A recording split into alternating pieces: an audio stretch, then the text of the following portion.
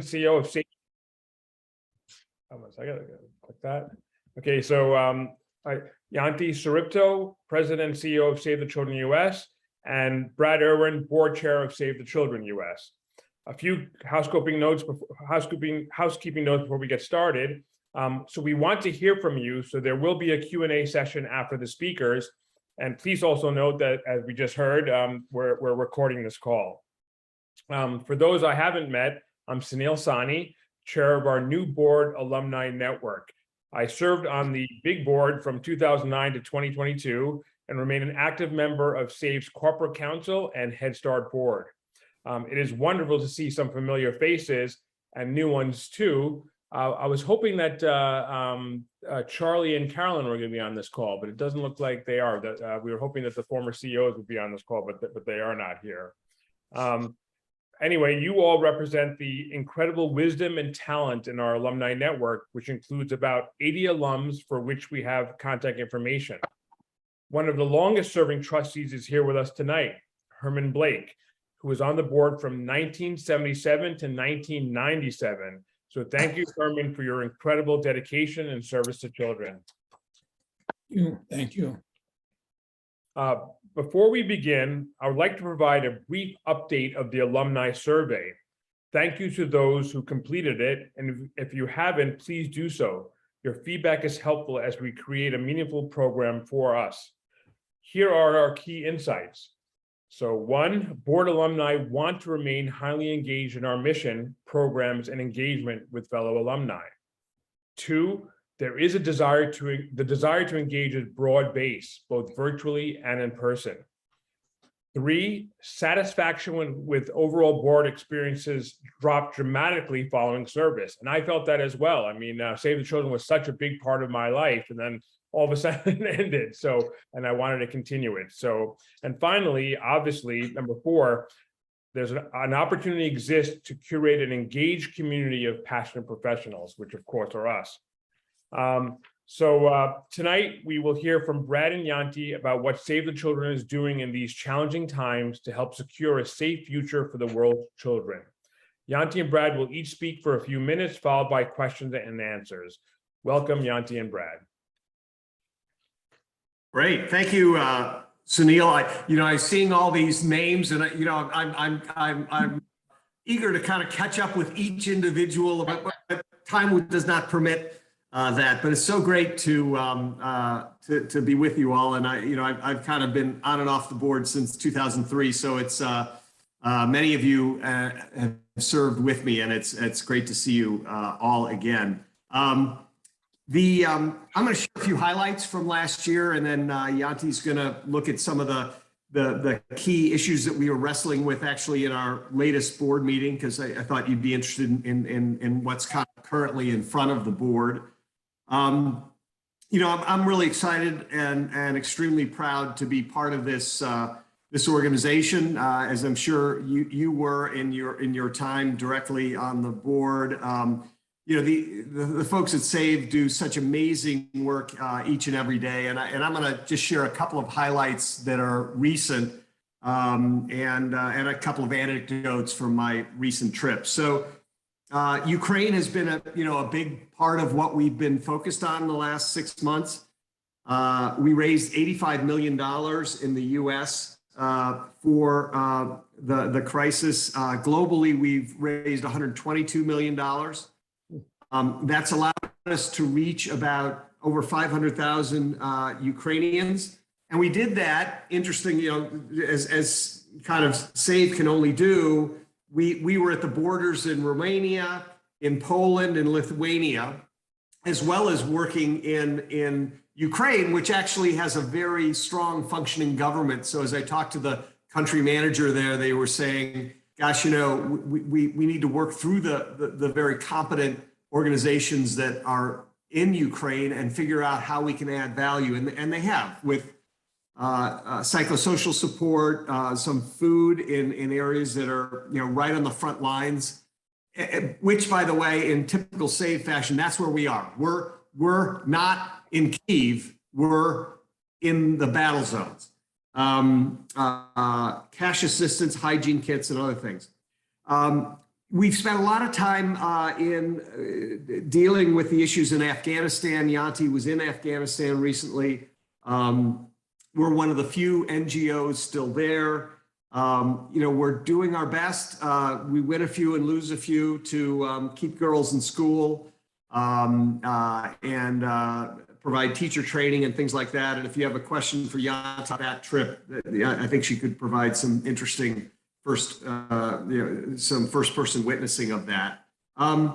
We're dealing more and more with the climate crisis and how it affects children. That's probably something we didn't talk about 5 years ago, 10 years ago, as much as we do today. And, obviously we're not climate experts, but we do deal with the impact of climate on children, whether that's refugees who are leaving an area for reasons related to natural disaster, et cetera, or, as we're dealing with now in a hunger situation where climate issues have created some real challenges in the hunger area. Speaking of hunger, the other area that we're extremely focused on now is the hunger crisis that is affecting the globe. Africa is one of the places that's particularly affected. We're dealing with that in 21 countries. We're using the Children's Emergency Fund that we created, which allows us to create flexible funds that we can move to places that need it the most and anticipate where the hunger will happen and get the supplies there. So it's a great example of us mobilizing against a crisis that is kind of a slow-moving crisis that's going to be one of the biggest ones we feel in a generation. At home, we've also been dealing with hunger issues, particularly during the pandemic period, where we flipped some of the resources we had who were in schools in rural America and realized that one of the things that kids were missing from school is 3 square meals. And so we created an opportunity to get meals out to kids in need and delivered about 45 million meals. I was in Tennessee in May and heard about the impact of that program on some really difficult situations that are occurring in rural Tennessee. And then finally, we've been dealing with Hurricane Ian in Florida, where I am now actually, and I was in Fort Myers last weekend talking to our team there. We're working with Red Cross and FEMA to create, as we do in these situations, child-focused play spaces, giving supplies to children that Red Cross doesn't have on their regimen of things, and that's been highly successful. Both those partners, Red Cross and FEMA, were very complimentary of the work we've been doing. We couldn't do all that without resources and revenue, and the revenue number, Yanti doesn't want me to quote this, but I will anyway, because she always says, we got a quarter to go, Brad. And I say, well, but we're pointing right towards $1 billion, a little bit over $1 billion. And that is, a huge accomplishment for the organization. We were 954 last year, by the way, and that was up about 8% versus last year. Or versus 2020. So, and we still have kept, and we've actually improved recently, the ratio going to programs. It's about 85-15 currently. The other thing we've been focused on at the board and the organization is diversity. The board has been diversified quite substantially, which is great. It's made it a much more a board that brings so many different perspectives to the issues we face, and there's a couple of examples coming up. But the people of color ratio, the number percent in 2019 was 21%, and it's now 34% and rising. So we're we're getting to the kind of representation that we need to have. We're doing better among the senior leadership team. We're at about 20, we've moved from 24 to 26% among senior leaders, but frankly, we have a ways to go there, and that's something Yanti is very focused on. As part of the diversity inclusion effort, we've been focused on pay gaps. So we've done analysis of both gender as well as racial pay gaps. We've corrected those. We're now basically in the kind of 1% range on both of those, which is great, real progress. The other area that we've in the last year or so have gotten more engaged in is disability inclusion. So we have a board member who's joined us in the past couple of years named Judy Heumann. She is a disability rights activist. In fact, she was instrumental in the implementation of and passage of the Americans with Disabilities Act. And if you want to see a great documentary, go to Netflix and look at Crip Camp, which is kind of the story of that. And Judy is a key player in that. And you know, we've made progress. Again, we've got a long way to go, but we were recognized by Interaction for our disability inclusion recently.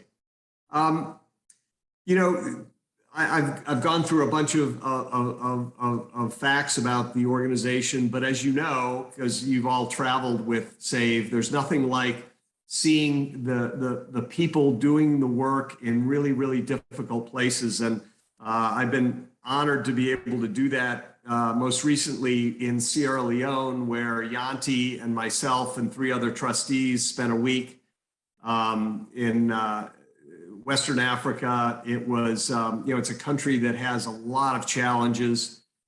We traveled as one does with SAVE to the far off lands in Sierra Leone, and the work, one of the programs they have there is dealing with tough issues like early child marriage and female genital mutilation. You know, we heard directly from the kids in our programs in both of those cases, and it's just so inspiring to hear those stories and to see the staff and how engaged and committed they are to our purpose. So with that, I want to turn things over to Yanti. I must say, as board chair, I am blessed to have a terrific CEO to work with, and I wanted Yanti to share a few words. Thanks, Brad, and thanks, Sunil, for taking this on. It's fantastic to see all these new and familiar faces and names, and it's you know, it's somewhat humbling, I think, to be in the presence of great wisdom and such enormous support and loyalty to the organization over many years. And there's so many things we could talk about, and we'd love to hear from you. I thought I'd lift up 2, and Brad rattled through a couple of things that are really high on our list, and you know, frequently come up when people ask me that recurring question: what keeps you up at night? Even though I do try to sleep well. Maybe so. 2 thoughts, 2 key topics, also because we had a chance to discuss them last week in our board meeting, which was our second in-person meeting of the last 3 years. So that in and of itself was a highlight, I would say, as you can imagine. So maybe firstly, I wanted to share a little bit of an update on child sponsorship.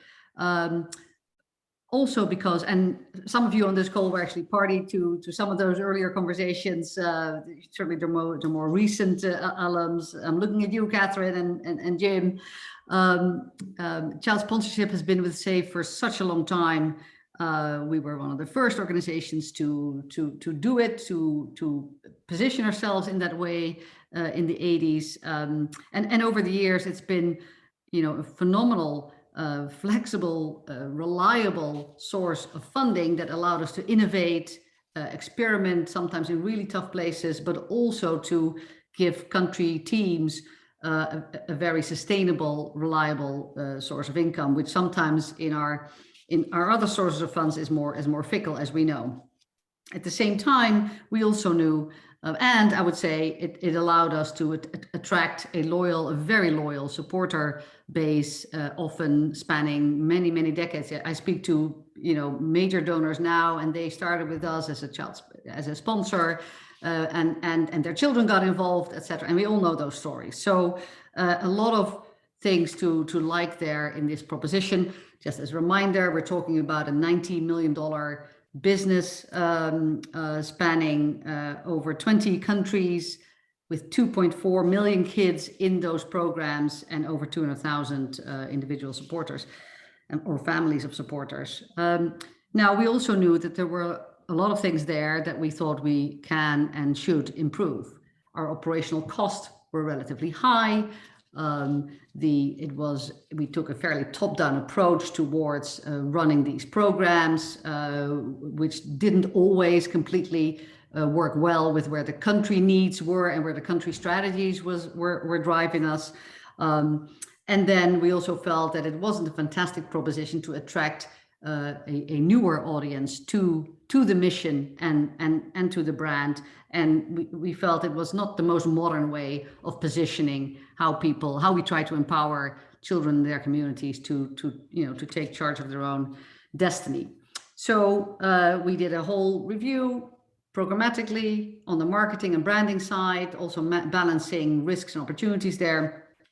And I think we feel we're in a good spot to really shift it. We are going to get out of the one-on-one child sponsorship. We will stop acquiring those sponsors increasingly over the coming 2 to 3 years.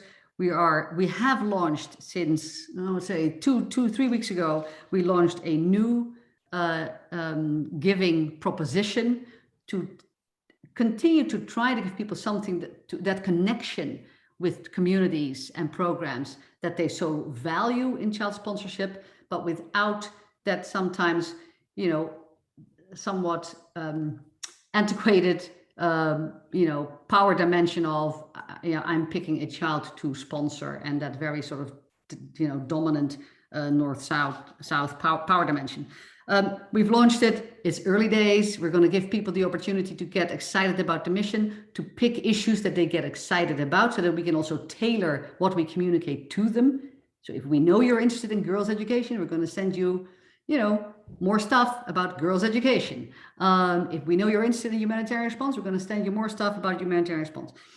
And clearly, digital technology now is helping us be much more savvy about what we know about our supporters, and tailor the communication that we do to them. Anyway, it is early days. We need to see how it goes. If it works, great. If it doesn't work, we'll adapt. But I think the key message is that we're leaving individual child sponsorship behind. That's also an agreement that we have across our global movement, because as most of you know, those supporters not only come from the United States, but they also are in some of the other markets. So with some healthy dose of nervousness around to see how this goes, which is, I think, a good thing, but a firm commitment to stay the course, over the long run. So with that, we thought it might be nice for people to see how we're positioning the new product, if I may call it that. And we have a small clip just to get you excited before I then talk about the global hunger crisis. So Alana, I think, was going to, yeah, there you go. Oh. Think about a child you love. Now take away their clean clothes, access to water, and the roof over their head. Take away their safe route to school, most meals, and all snacks. Look at what's left. Millions of children are struggling to survive due to inequality, the climate crisis, conflict, and poverty. Children deserve better. And luckily, Save the Children has a way you can help. Team Tomorrow is a movement that addresses urgent issues all over the world and right here at home. It's your chance to create positive, irreversible change for children now. Join the team by making a monthly donation. Then we'll share how your support is tackling the issues you care about most. You'll help protect children from dangerous living conditions, prevent girls from dropping out of school, provide families with access to clean water, and more. If you believe children deserve a better tomorrow, start here. Join the team at savethechildren.org/tomorrow. All right. Nothing like a bit of video footage. I hope to break up a Zoom call. So that was Team Tomorrow. I hope you will see some of it coming your way, and please let us know what you think of it. Then the global hunger crisis, and Brad touched upon it briefly. It is really I mean, when I talk to the humanitarians in our agency who've been with us their entire working career, they would tell me now that they have never seen it this bad, right? So to some extent, I always feel like a bit of a harbinger of doom when people ask me that question, because then I start to rattle off all these terrible statistics. But it's really true. And I think just to also make it so concrete, because people then say, well, there's been hunger in Africa forevermore. Why haven't we solved it? And we're like, well, if you think back to 2011, when there was the sort of the last real severe famine, hunger crisis, particularly in East Africa, Somalia, for example, had 2 failed rains at the time. It impacted, I think, about 4 million people. This time around, Somalia has 4 failed rains and is looking at a 5th. So what that does to harvest, and it's much more widespread. We're talking about 8 million people, commensurate number of kids, of course, disproportionately impacted with women and children. And what that does to livestock, to harvests, etc. So it will run with us for a while to come, because those knock-on effects, of course, are much longer lasting than a 6-month sort of humanitarian response. And as you know, what is always hard is to make the world pay attention, particularly if you're trying to prevent some of it from happening, because prevention is a hard thing to sell versus a starving child. And then on top of that, the world is distracted because there's Ukraine, because there's wars going on elsewhere, because people are worried about the fuel price increases in Europe, inflation, and various other, and then the continuing pandemic and various other dysfunctionalities that are alive and well in the various societies. So getting attention even for that issue is a difficulty. I do think the movement has really come together on the topic, more so than ever. I certainly have seen it in my time, in my 10 years with SAVE.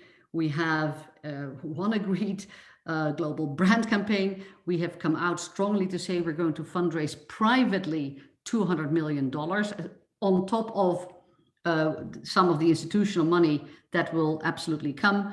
On the institutional side, though, I would say so far the US government has been the only government to materially support this crisis.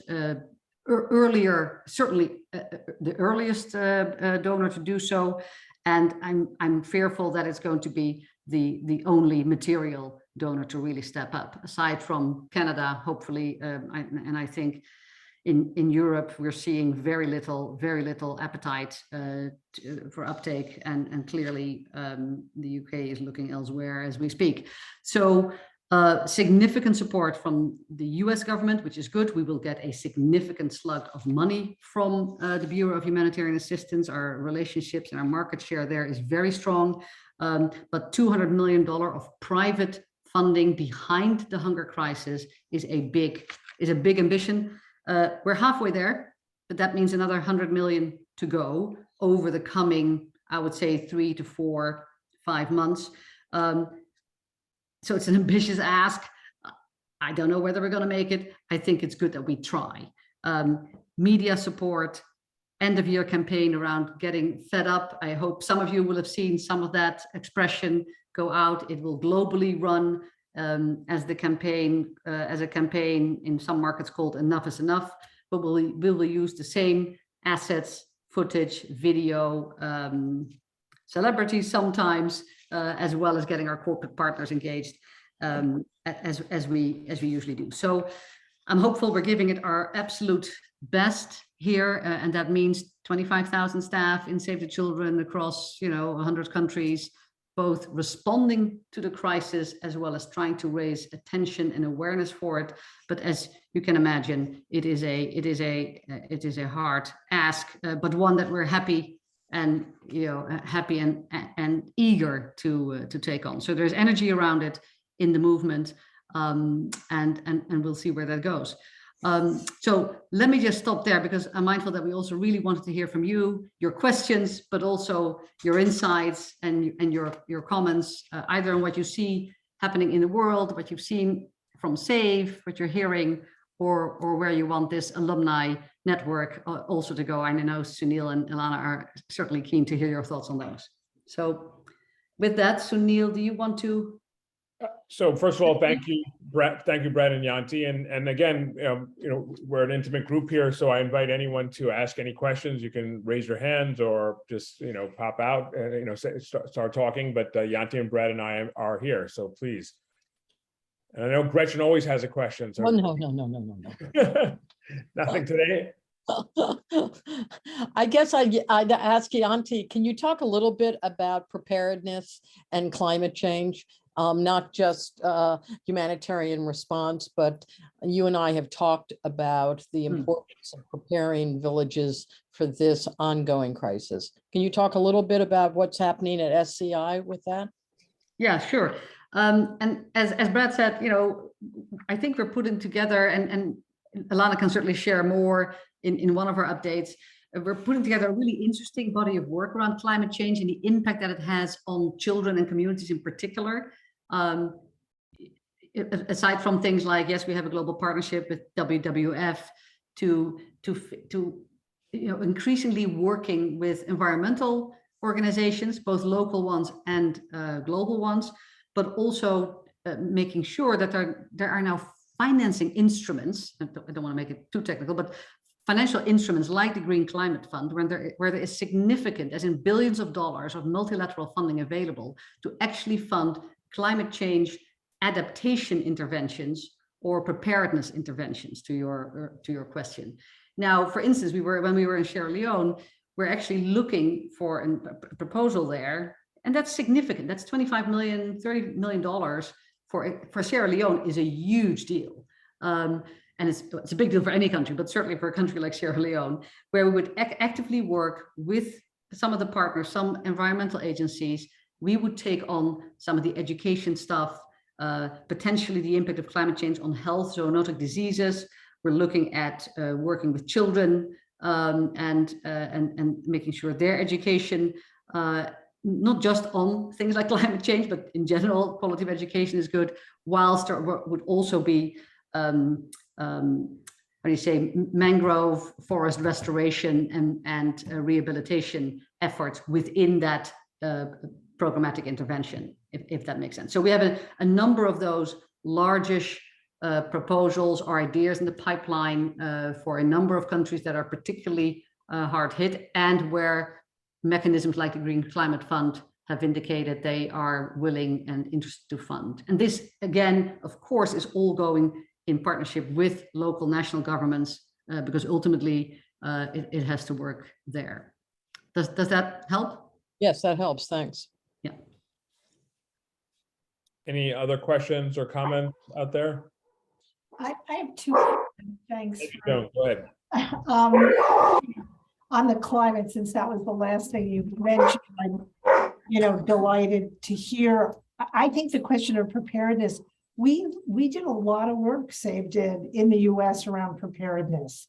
And I think building off of that, the earlier work that the task force did with ACF and the preparedness task force, Yanti, it was before you came, but remember that? I think we could build off of that work. And secondly, I think nobody responded on the sponsorship, but I thought the video was terrific. And I'm thrilled that you're going in that direction, because it's the right thing to do. And the only question I had was, when you flipped in the video, it was still not clear that you could target your money to one of those issues. Is that true? Or if you give to team, is it team save? No. It's team save, Okay. essentially. Yeah. So If you give to team save, can you give to team save around climate? Or does it have to be to team save in general? So we're going to test a couple of different options here. Currently we have, and I guess it depends on the level of giving. So this is where we have to figure it out, right? As we know, if we say to people, you can give to climate change for your recurring monthly gift, and we make it too tightly controlled, it's going to be difficult to operationalize. Frankly, it's going to be costly. It's going to be, not flexible enough. Now, certain, for larger donations, it might be worthwhile to package it as a particular intervention around climate change or girls' education or whatever. And we're essentially testing it now with something which we call the Children's Emergency Fund, which is essentially saying, do you want to give to emergencies? Without saying it's going to be for Somalia or for Syria or whatever, we say it's flexible. It allows us to respond in the moment. That's why we could respond immediately to Ukraine, but also to floods in Kentucky and also to Hurricane Ian, because you can send people and start straight away without waiting for sometimes the appeal that comes, right? And that has been, frankly, more successful even than I hoped it would be. So, and we've seen that uptake with both, I would say, individual givers as well as major donors, as well as sometimes corporations. So again, Joan, I think we don't, I think the good thing here is we're not expecting to exactly know all the answers here. I think we're very committed to testing, and then we have to be very disciplined in data and saying, okay, does it work like this? Or are we losing people who really like that sponsorship idea? So what is it that we're then going to give them instead, even though it won't be sponsorship anymore, right? If I add the Children's Emergency Fund, because I know I see former board members on the call, and back in the day, right, before SCI, of course, everyone had their own humanitarian resources, but even with SCI, there was a global humanitarian organization, but frankly, it didn't have much staff or much money. A lot of the humanitarian resources were sitting in members, mostly US and UK. Yeah. A year or two ago, we made a big decision to basically globalize that entire organization. So literally, 90% of our staff in the US and same in the UK is now under the leadership of a very, very competent leader in SCI. And they have access to this Children's Emergency Fund, which again is something that, we've given how much this year, Yanti, to this Children's Emergency? $38 million, I think, in total. $38 million. I mean, it's a big piece of investment that is, frankly, I think it's one of the best things organizationally that we've done in the last few years, to create the capability and the funding source to then go where it needs it. And as you guys know, sometimes the biggest issues in the world aren't the ones that hit the headlines, right? We love the money for Ukraine, but frankly, Ukraine is one of many problems out in the world. And so, we've been spending a lot of time saying, Ukraine's a challenge, but look over here, and but that's, it's hard to get the funding and resources for things that aren't in headlines. Yep. Yanti, I was going to thank you for sharing. It's I can't imagine a more demanding time. I thought it was demanding when I was on the board, but now there's all kinds of other things going on. So I'm sure that you guys are stretched. And by the way, I love the video, and I love the ability to tailor to what people's hot buttons are, because I think, everyone's aware of all this stuff, but everyone has their own hot button. So I think that will be very effective to the extent that we can target people, with what we know what their hot buttons are, and they self-select, and then we market to them. Exactly. But my question is a little bit about the culture. Is, where all of us see what's happening with every company in terms of, the COVID impact, the fact that some are still all virtual, some are hybrid, that has an impact on the culture. And one of the things that I remember from my time is how great the people were and how committed they were and how much of a team spirit and connection there was. I'm kind of curious the impact that you feel like that's having on sort of energy, commitment, and your workforce. Because I see it elsewhere. I'm sure it's a challenge that you're dealing with on top of everything else. Yeah. Oh God, you have no idea, Jim. I totally. And I think I was comparing notes with a couple of peers in the sector over the past couple of weeks, and I think we all sort of had sort of the bittersweet experience of recognition. So, and it is tough. I mean, people haven't been together for most of the time over the last 3 years. It's been super hard to get people back to the office. I'll be brutally honest. We've tried a ton of things. I'm about to embark on a new experiment, not 2 days a week, but we're going to do it 1 day a month, and everybody comes to the office, and we're going to make it fun, and we'll see.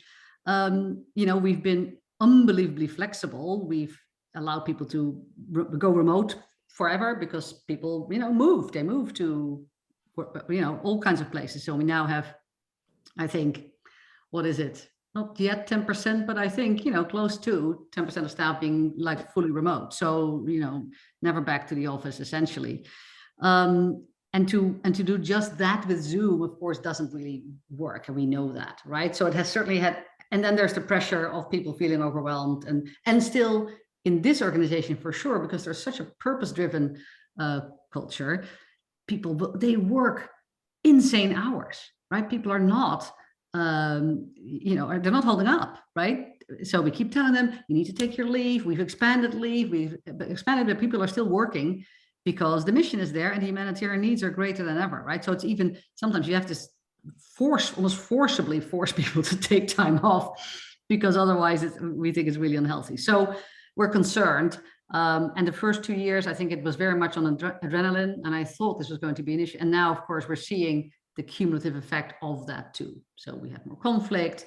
It's harder for people to lighten up, to have a water cooler conversation, and to walk over and resolve that issue. Everything needs to be via email. So, it's tough. I don't have silver bullet answers at all, other than continuing to, message it out, tell our senior leaders that they're on stage all the time and that they're there to, to take stress and give energy and help people resolve their challenges, right? Really. So, and sometimes that means down in the trenches with your sleeves rolled up because, you have to unblock a particular knotty process or your system isn't working or whatever. So sometimes it becomes really rather mundane, but that is the job of leadership as well as doing the other stuff, right? May I ask a question? Can Sure. you see me? Yes, Okay. we can. I am wondering how you all keep the energy to continue the work that you're doing. I don't know how anybody else fared during the pandemic, but it was awful for me. I mean, it's like 2.5 years just gone non-existent. And I'm wondering, you're doing such fine work and continuing to do it. And how do you keep up for that without getting depressed about all the things we've talked about that are going on in the world? And one other thing, I wanted to know why the hunger situation is so much worse now, especially in Africa, because I've had the compassion fatigue with Africa and starving children. But why is it worse now? Either one of those questions you want to answer, please. They're good questions, Carol. Oh, look, I think there's a pro and a con to working for a humanitarian organization, and I always think the large pro is, and I felt that over the last 3 years, when the pandemic hit and crisis was everywhere. But this is what we train for as humanitarians, right? To some extent, it was reaffirming our mission, the importance of the mission. And even though it's partly heartbreaking and incredibly, sometimes outraging to see how progress for kids is being rolled back, because, you know, healthcare systems have been even more fragile. There is more hunger. You know, families have been dropped back in poverty, et cetera, all of it, particularly for girls, particularly for more vulnerable kids. And then you have conflict on top, from Afghanistan to Congo to Ukraine. You know, you couldn't sometimes blame us for putting your head in your hands and going like, oh, and sometimes we do, right? So let's be honest, we do.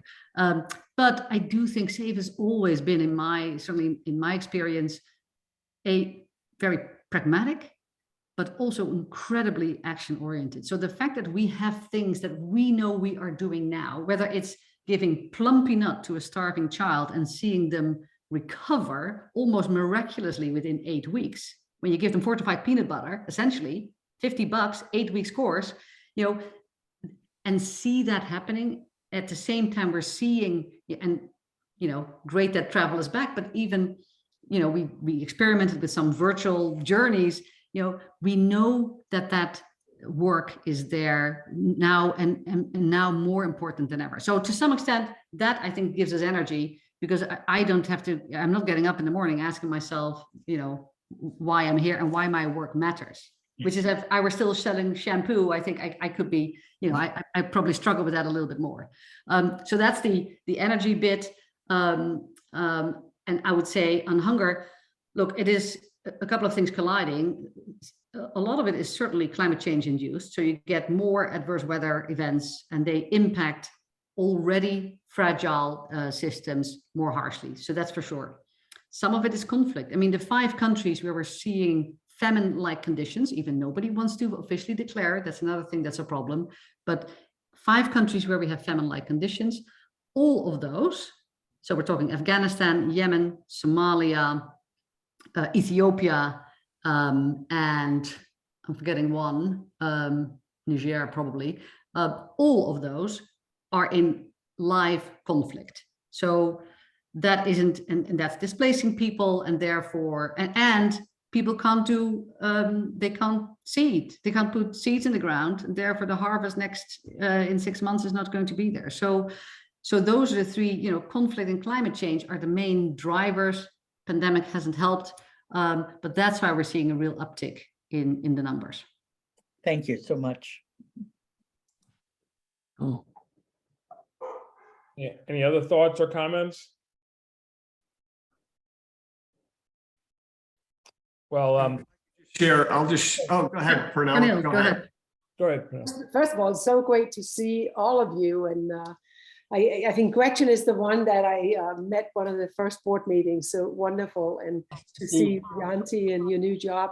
I think one of the things that I continue to sort of reflect on is, first of all, the capacity of Save the Children and coming together as an international organization and take on some really, really big topics together. The one thing that I also have experienced over the last couple of years is just the horrendous setback for children in the United States. And especially now, I mean, just in Los Angeles during the pandemic, there was over 1.5 million children that disappeared, meaning they were not showing up for education. Nobody knew where they were. Lots of organizations just trying to replace with the food that they were getting in schools because that was their only meal. We talk about kids that are dying under the age of 18 from gun violence, reproductive health, you know, maternity health and all that. And it just feels so almost like just a cloud that children in this country are just being set back. And it's kind of like the children that we are you know, focused on in other countries where the most marginalized, we talk about climate change, where in the most marginalized communities, children are so much higher risk of living with asthma and getting cancer early, et cetera, et cetera. So I was just wondering if any of this sort of has changed or created some new thoughts about Save the Children? And I know it's always been a kind of a challenging role, no? But is there any of these local challenges that are sort of getting on the agenda in terms of how we're looking at Save the Children's role in the US? Yeah, that's a great question, Pernille, and almost a separate topic for a next meeting with this group. If there is wide interest in that, I would say we have, and Brad talked a little bit about growth. We have also, on the back of particularly the pandemic, massively expanded actually our work in the United States. We're now looking at a program of about $150 million, spanning 14 states across the country. And as most of you know, not just because we run these fantastic early education programs and home visiting, which I'm sure many of you would have seen, but also because our presence through our C4, our campaigning and electoral work, SCAN, has expanded. So in many states, and I'm smiling because I see Charlotte Guyman here, and looking forward to my next trip to Yakima Valley, where in Washington State, we've now expanded that work to not only have phenomenal presence in the Yakima Valley, working with on the tribal lands with the community and the school system and the Heritage University, but also having local ambassadors and advocates there to make sure we work with the state, that they send letters to their congressmen and women, that they rally the troops around issues for kids. And it is that SCAN advocate supporter base of around, 400,000, I think now, that we're really looking to, grow, but also to make even more effective. I mean, it was great to see. I mean, 3 weeks ago, we were back in person with our advocacy summit. I know many of you would have had the chance to be there at some point. We had 200 people in red t-shirts roaming the halls of Congress to have 89 meetings with with various senators and congressmen and women. And last year, when the Build Back Better Act was making its way through the House, we were so close to a historic investment behind early education and childcare, which many of you fought so hard for over the last 20 years. And it didn't come to pass in the end, right? A lot of those things were left on the cutting floor, I would say, when the final deal was done, because children. But that doesn't mean that we're giving up on that. So there's various routes into getting some of that legislation still held up and passed through. And that will give us more, I think, funding opportunity writ large. But just to say, USP and certainly SCAN as well, our position in the US, I would say, is stronger than ever. And we've also seen in the pandemic, it's a real unique selling proposition as well for people to be able to say that and to show it and say, yes, and here's the work that we do internationally. But very happy to spend more time on that and to bring some of the team in a future conversation.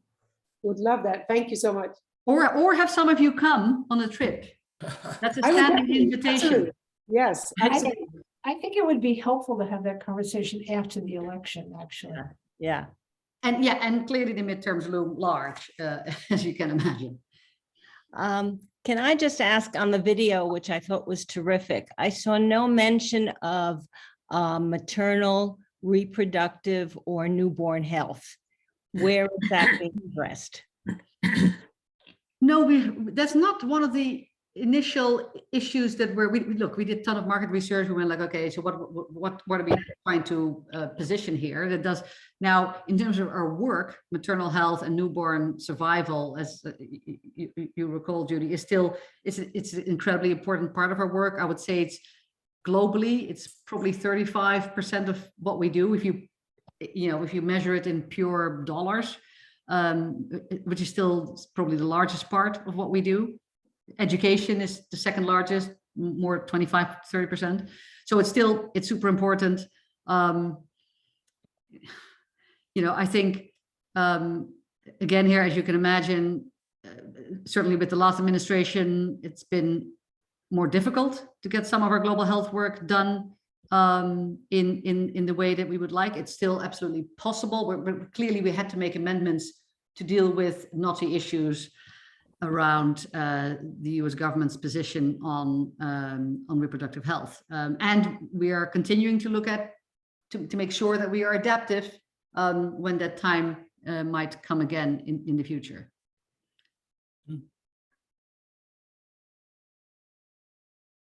But again, happy to share some more details on that if that is of interest. I'm looking for other questions, but I just wanted to make one comment because Pernilla inspired me. You know, many of you served on the board before SCI existed, and many of you served on the board during the bumpy early days of the SCI experiment. And Pernilla, you know, was on the SCI board for a long time, and she and I were on the SCI board together last, 3 or 4 years. She was the interim chair for a period of time. But I just wanted to tell you, I think that experiment that has really worked well. And we now have an organization, a global organization that's really operating at a very high level. We have a terrific board. We have a terrific CEO, a terrific chair, and you know, all the metrics, you know, they've held the bar high, and they've got all these metrics about how well they're doing in the various countries. We have more local nationals leading the countries that they're running, or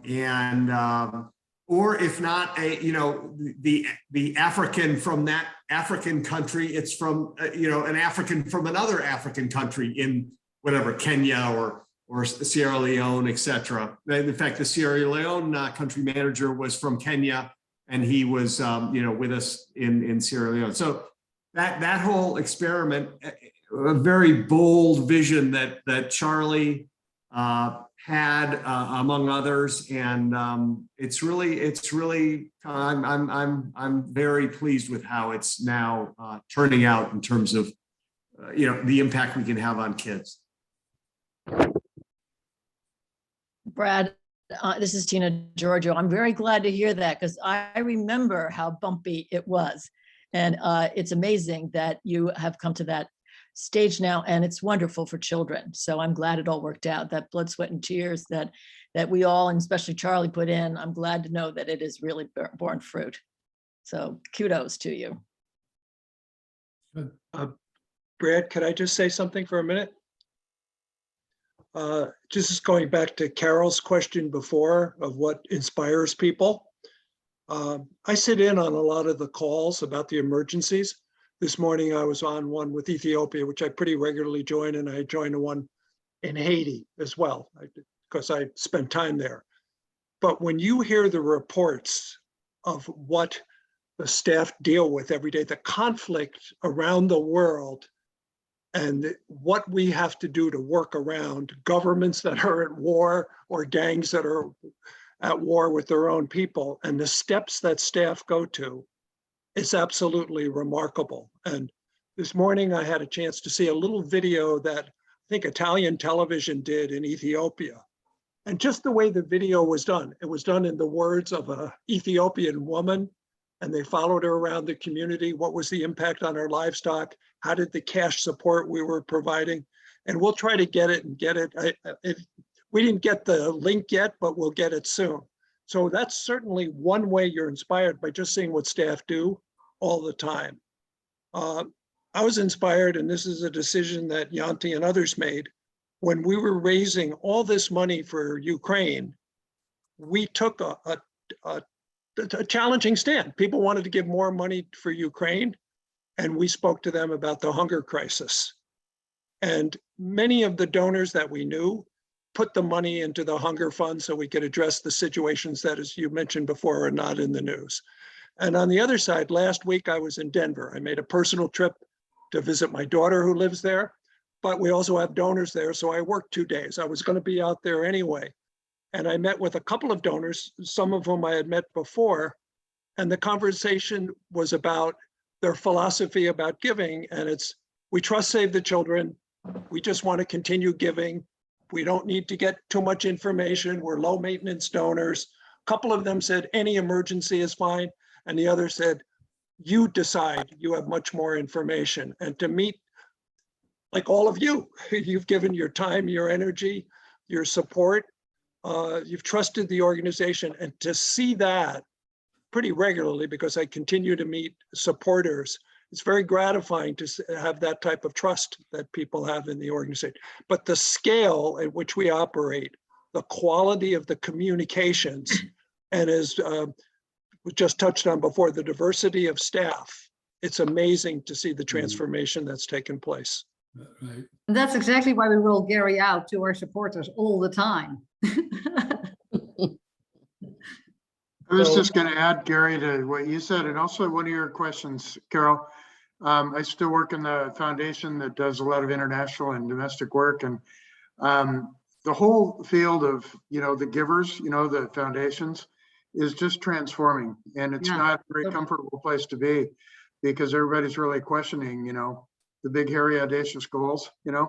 Turns out that that pretty much boils down to it's not what you're doing or how much you can count per se, it's who you're helping. And even within communities, there's people who need it more, and there's people who, are not as inclusive. And like any opportunity, it also is breaking down the way of doing things. And so, never waste a crisis.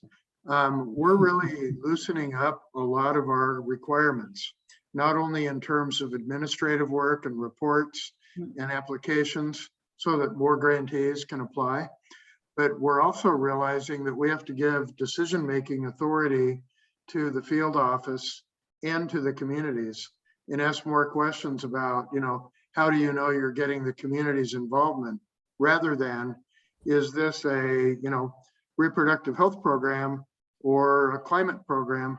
Well, it's both. And if you approach it from an equity standpoint, you see that the same people are being affected by multiple issues, social determinants of health.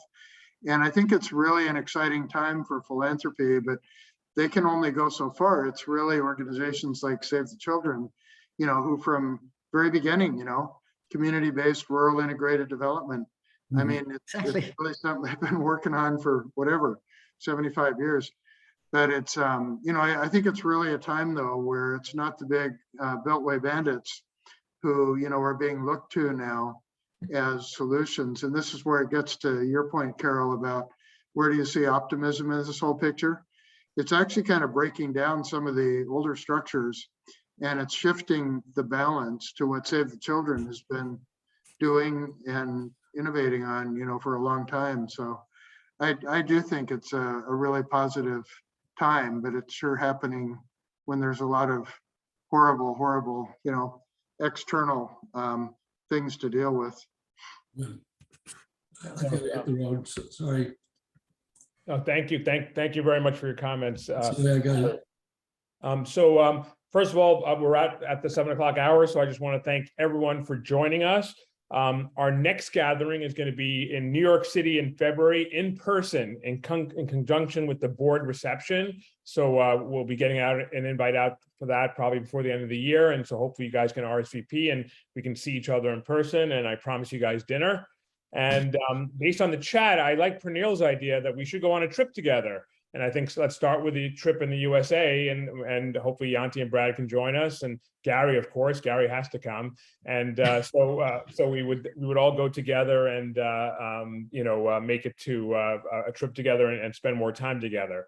So please complete the alumni survey. Your feedback is greatly appreciated. And Tom Moser was not on this call, but Tom Moser had told Brad that this alumni council would be a good idea. So even I don't get any credit here. I'm just helping lead it, but it was really Tom Moser's idea, and then Brad implementing it with me. So thank you everyone for being here. Looking forward to seeing each other soon. We'll get you more newsletters. Reach out to me anytime. Alana's always there, as you know. Gary's always there. His email address will never change, Gary. So always reach out to him. And thank you for being here.